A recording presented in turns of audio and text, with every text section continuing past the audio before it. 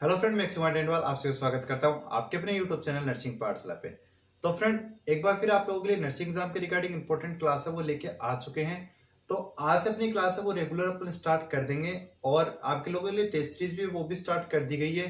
तो आप test series join करने के लिए हमारे व्हाट्सअप नंबर है वहां पर मैसेज कर सकते हैं और वहां पर आपको टेस्ट सीरीज के रिगार्डिंग जो भी इन्फॉर्मेशन है वो आपको प्रोवाइड कर दी जाएगी।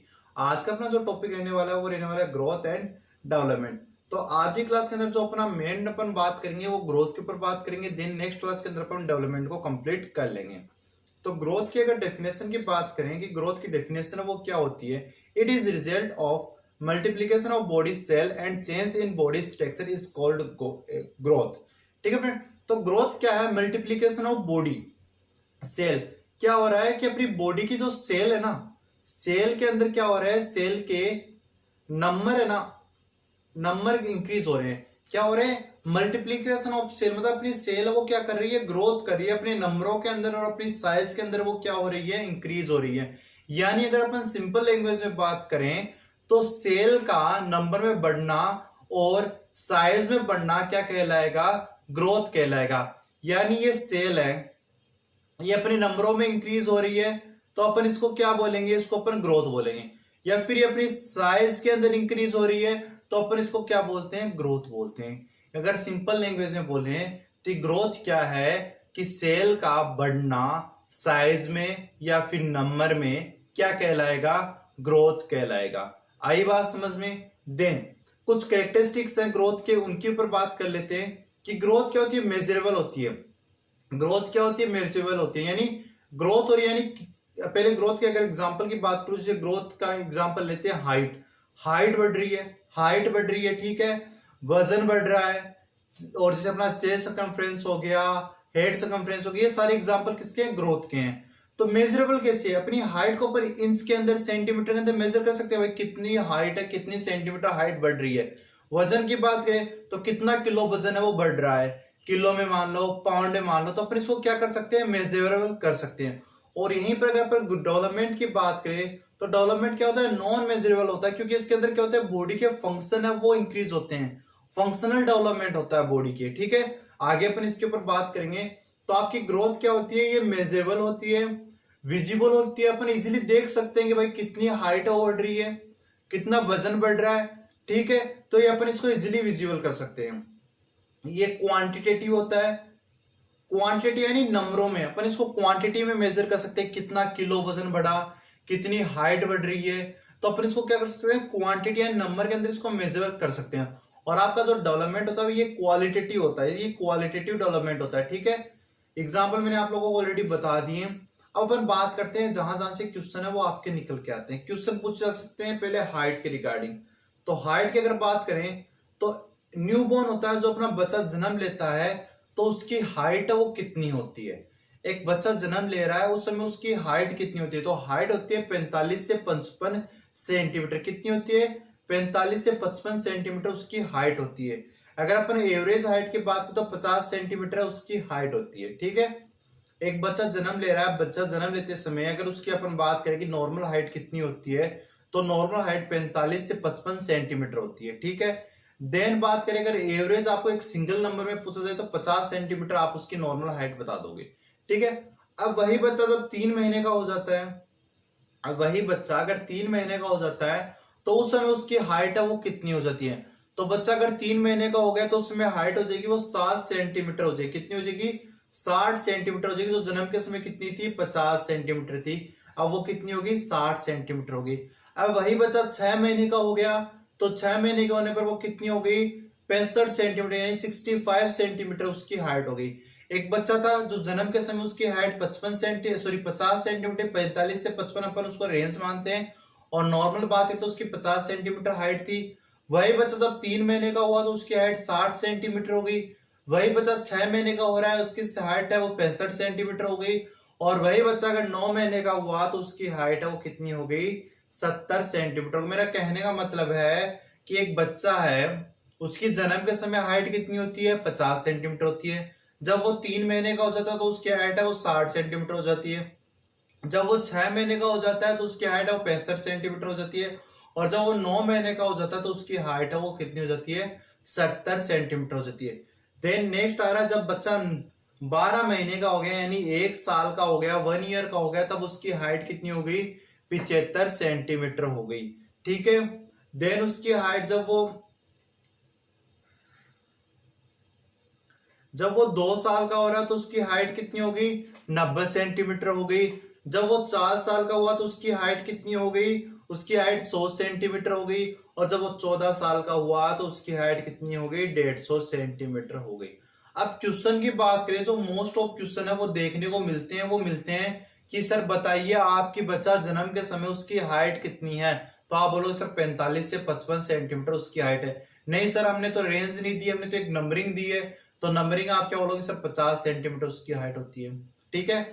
देन क्वेश्चन बनता है यहां से एक कि सर बताइए बच्चे की जो बर्थ हाइट थी वो 50% कब बढ़ गई? यानी अपन एवरेज माने तो 50 है, 50 सेंटीमीटर उसके जन्म के समय थी, तो 50 का 75% है, सॉरी 50 का 50% कितना होगा?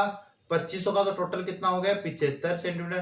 तो यानी आप बताइए कि जो बर्थ हाइट थी वो 50% कब इंक्रीज हुई? तो सर आप बोलोगे सर जब बच्चा 1 साल का होता है तो उसकी हाइट है वो क्या हो जाती है? 50% इंक्रीज हो जाती है। सर आप बताइए बर्थ हाइट है वो डबल कब हो जाती है? यानी 50 थी तो वो 100 कब हो जाएगी? तो सर 4 साल के ऊपर बर्थ हाइट है वो क्या हो जाती है? डबल हो जाती है। ठीक है सर। देन बताइए सर ट्रिपल कब हो जाती है? तो ट्रिपल सर आपकी हाइट हो जाएगी आपकी 14 वर्ष की उम्र पे बच्चे की हाइट है वो ट्रिपल हो जाएगी। क्या क्या क्वेश्चन है? बच्चे का जन्म के समय वेट की सॉरी हाइट कितनी होती है? 45 से 55 सेंटीमीटर होती है। एवरेज की बात करें तो 50 सेंटीमीटर होती है। डबल सॉरी 50% कब इंक्रीज हो जाती है? यानी 75 सेंटीमीटर कब हो जाती है? तो सर 1 साल पे हो जाती है। डबल कब होती है? 4 साल की होती है, 100 सेंटीमीटर। ट्रिपल कब हो जाती है? 14 साल की उम्र पे होती है, 150 सेंटीमीटर। आई होप आपको समझ में आ गया होगा। देन आगे बढ़ते हैं। तो आगे क्वेश्चन बन रहा है वेट के रिगार्डिंग। तो एक बच्चा उसका नॉर्मल वेट कितना होता है? तो 2.5 से 3.5, कहीं कहीं पर आपको 3.9 भी देखने को मिलेगा।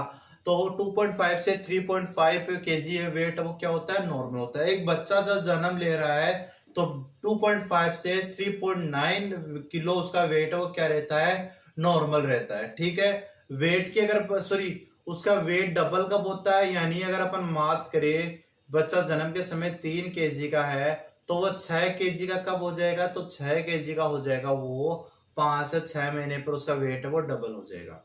आई बात समझ में? ट्रिपल कब हो जाता है? तो 1 साल के ऊपर उसका वेट है वो ट्रिपल हो जाएगा। बात ये आता है ना ट्रिपल किसका हो रहा है? बर्थ वेट का हो रहा है। यानी यहाँ पर 3 था तो इसका ट्रिपल कितना हो जाएगा? 9 केजी हो जाएगा। 4 गुना कब हो जाएगा? तो 2 साल पे हो जाएगा। 5 गुना है वो 3 साल पे होगा। 7 गुना है वो 7 साल के पे होगा। और 10 गुना है वो 10 साल पे होगा। ठीक है, ये चीज होगी क्लियर। देन बात करें कि बच्चे का 10% वेट है वो स्टार्टिंग के 1 वीक के अंदर क्या होता है? कम होता है। बच्चा जब हुआ तो उसका 7% वेट है वो क्या होगा? कम होता है स्टार्टिंग के फर्स्ट वीक के अंदर या स्टार्टिंग के 7 दिन के अंदर। उसका 10% वेट है वो क्या होता है? स्टार्टिंग के 1 वीक बोल लो या स्टार्टिंग के 7 दिन बोल लो, उसमें कम होता है। इसका रीजन क्या है? एक तो बच्चे की उस समय किडनी वो इनमेच्योर रहती है, किडनी प्रॉपर से जो वर्किंग है वो नहीं करती है, इस कारण से उसका जो वेट है वो डिक्रीज होता है। देन उसको पुअर ब्रेस्ट फीडिंग करवाई जा रही हो, इस कारण से उसका वेट लॉस हो सकता है। देन एक रीजन क्या है? वो एक्सटर्नल इन्वायरमेंट में यूट्रस से बाहर निकला तो एक्सटर्नल इन्वायरमेंट में एडजस्ट होने के लिए टाइम लेगा, तो इस कारण से उसका वेट है वो क्या हो सकता है? लेस कम हो सकता है। ठीक है फ्रेंड, ये बात समझ में आ गई होगी। देन वेट का बच्चे का हाइट मेजर अपन कैसे करते हैं और वेट मेजर कैसे करते हैं?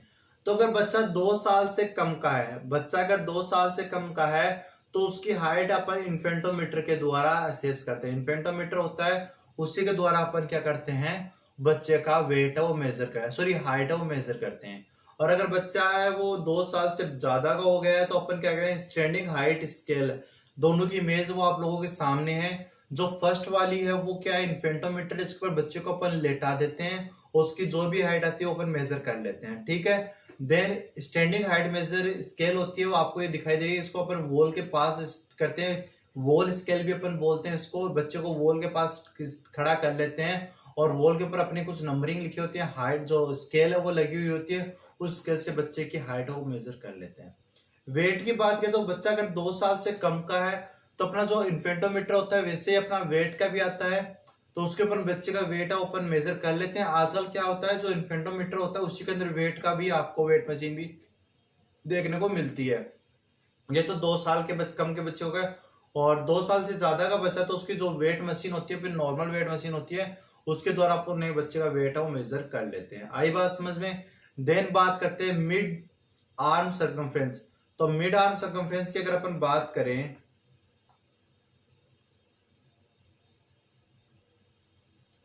तो मिड आर्म सर्कमफ्रेंस की बात करें तो नॉर्मल जो रेंज होती है वो 11.5 सेंटीमीटर होती है। बच्चे जब जन्म लेता है तो उस समय उसकी जो मिड आर्म सर्कमफ्रेंस कितना होता है, 11.5 सेंटीमीटर होता है, ठीक है। और 1 साल के अंदर ये कितने का हो जाता है, 12 से 16 सेंटीमीटर हो जाता है, ठीक है। अब बात करते हैं मिड आर्म सर्कमफ्रेंस कैसे नापते हैं। पहले बात करते हैं मिड आर्म सर्कमफ्रेंस किसके द्वारा नापते हैं। तो मिड आर्म सर्कमफ्रेंस जो साकिर टेप होती है जो आप लोगों को स्क्रीन के ऊपर दिखाई दे रही है, उसके द्वारा अपन मिड आर्म सर्कमफ्रेंस नापते हैं, ठीक है। अब बात करते हैं मिड आर्म सर्कमफ्रेंस वो अपन मिड आर्म में कहां से नापेंगे। तो अपने दो प्रोसेस होती है, एक एक्रोमियल प्रोसेस होती है जो स्केपुला के अंदर होती है। अपनी स्केपुला के अंदर यहाँ पर एक्रोमियल प्रोसेस होती है जो आपको यहाँ पर है वो दिखाई दे रही है, एक्रोमियल प्रोसेस ऑफ स्केपुला। और ओलिकुलर प्रोसेस होता है जो अपने अल्नब का होता है। ओलिकुलर प्रोसेस अपन इसके दोनों के बीच का जो मिड पॉइंट है वो लेते हैं, और मिड पॉइंट के द्वारा यहाँ पर अपन क्या करते हैं, अपनी साकिब टेप है वो अप्लाई करते हैं, और साकिब टेप अप्लाई करके अपनी जो भी रीडिंग है वो करते हैं, ठीक है फ्रेंड।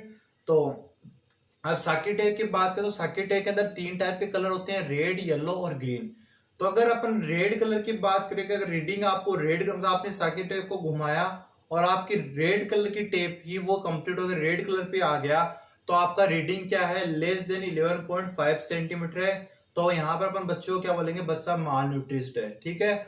और अगर येलो पे कंप्यूटर ऐसे घुमा रहे हैं और आपको येलो पे जाके खत्म हो रहा है, तो आप उसको क्या बोलोगे कि भाई बच्चे का जो मिड आर्म सर्कमफ्रेंस है वो 11.5 टू 12.5 है, यानी बच्चा बॉर्डर लाइन के ऊपर है, या तो माल न्यूट्रिशन भी हो सकता है उसके अंदर अगर बच्चे को अपन प्रॉपर ध्यान नहीं देंगे। और अगर बच्चा है वो 12.5 से 13.5 आ रहा है, उसका ग्रीन कलर पे शो कर रहा है, ग्रीन कलर का मतलब होता है 12.5 से 13.5, तो बच्चा क्या आपका नॉर्मल है। तो ये चीजें आपको समझ में आ गई होगी। देन आगे बढ़ते हैं, और आगे बढ़ने पर अपन के पास आ रहा है चेस्ट सर्कमफ्रेंस।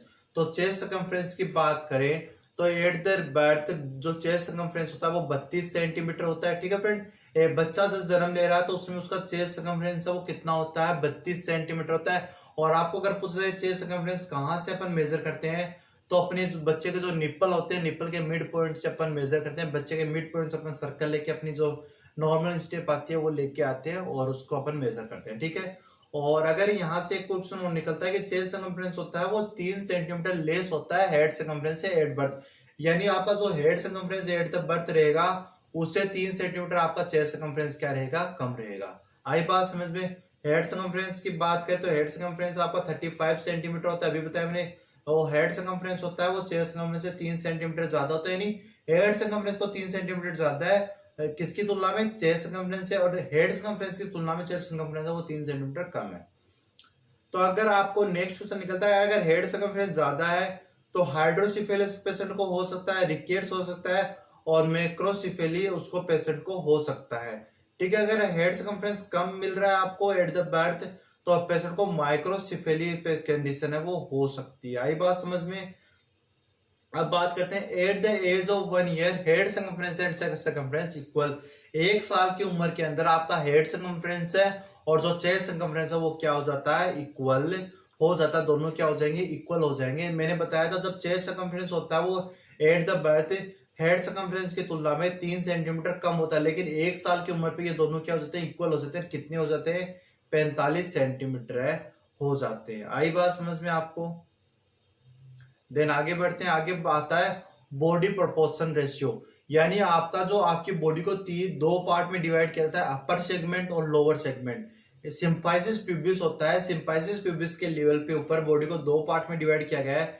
मान लीजिए ये आपकी बॉडी है तो इसको सिम्फाइसिस प्यूबिस के लेवल पे 2 पार्ट में डिवाइड किया गया है, एक अपर सेगमेंट होगा और एक आपका लोअर सेगमेंट होगा।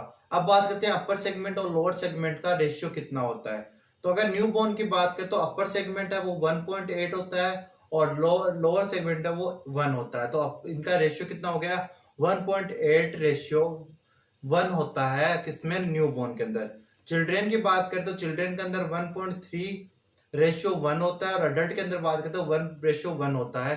अब आपको यहाँ पर आपको यहाँ पर ये पूछ सकता है कि भाई आपका जो अडल्ट होता है उसका रेशियो कितना होता है, या फिर आपकी अपर सेगमेंट और लोअर सेगमेंट है दोनों इक्वल कब हो जाते हैं, तो अडल्ट के समय ये इक्वल हो जाते हैं। और न्यू बॉर्न और चाइल्ड की बात करें तो अपर सेगमेंट आपका ज्यादा होता है लोअर सेगमेंट की तुलना में। आई बात समझ में? ठीक है, देन आगे चलते हैं अपन। आगे बात करें टीथ इरेप्शन की बात करें तो टीथ की बात करें तो टीथ को अपन दो पार्ट में डिवाइड करते हैं, टेम्परेरी टीथ और परमानेंट टीथ। टेम्परेरी टीथ की बात करें तो टेम्परेरी टीथ है वो नंबर में 20 होते हैं, आपके बच्चे में टेम्परेरी टीथ में नंबर में 20 होते हैं। और जो फर्स्ट टीथ है वो टेम्परेरी वो कब आता है, 6 मंथ की एज के ऊपर टेम्परेरी टीथ है वो आने स्टार्ट हो जाते हैं, ठीक है। और जो फर्स्ट टीथ होता है लोअर सेंट्रल इंसिजर होता है वो आपका आता है, फर्स्ट जो टेम्परेरी टीथ है वो लोअर सेंट्रल इंसिजर है वो आता है, ठीक है। टीथ की बात करें तो टीथ कौन कौन से होते हैं, इंसिजर, कैनाइल, प्रीमोलर और मोलर आपके टीथ होते हैं। तो इंसिजर बच्चे के अंदर 4 होते हैं, प्रीमोलर जो कैनाइल है वो 2 होते हैं, प्रीमोलर अब्सेंस होते हैं, और मोलर है वो कितने होते हैं, 4 होते हैं, ठीक है फ्रेंड। मैं ऊपर की साइड की जो अपर लो जा है उसकी बात कर रहा हूं, तो अपन इसको डिवाइड कर लेंगे तो ये टोटल कितने हो जाएंगे आपके 20 है वो हो जाएंगे। तो फ्रेंड एक बार अपन बात कर लेते हैं भाई जो अपने टेम्परेरी टीथ है वो कैसे अपने अरेंज होते हैं, क्योंकि यहाँ पर आपको नंबरिंग काउंट करके तो 10 ही आएंगे तो आप कंफ्यूज हो जाओगे। तो बात करते हैं इंसिजर, केनाइल, प्रीमोलर और मोलर। इंसिजर कितने आपके नंबर में 4 है, केनाइल 2 है, प्रीमोलर अब्सेंट और मोलर कितने आपके 4 है। तो अपन बात करें तो अपर जा और लोअर जा की बात करते हैं, तो ये आपका अपर जा हो गया और ये आपका लोअर जा हो गया। तो इसके अंदर अगर अपन बात करें तो आपको इंसिजर है वो कितने दिखाई दे रहे हैं, अपर जा के अंदर 4 दिखाई दे रहे हैं। तो 4 तो आपको अपर जा में मिलेंगे, 4 ही आपको लोअर जा में मिलेंगे, तो टोटल कितने हो जाएंगे, 8 हो जाएंगे। केनाइल की बात करें, केनाइल 2 ऊपर मिलेंगे आपको, 2 ही नीचे मिलेंगे, मतलब 2 इस वाले पार्ट में मिलेंगे, 2 इस वाले पार्ट में मिलेंगे, ठीक है। तो ये आपके 4 हो जाएंगे। और अब आप बात करें अपने मोलर की, तो मोलर 4 ऊपर मिलेंगे और 4 आपको नीचे मिलेंगे। तो 4 और दुनिया 8 ये हो जाएंगे, 4 दुनिया 8 ये आपके ये हो जाएंगे।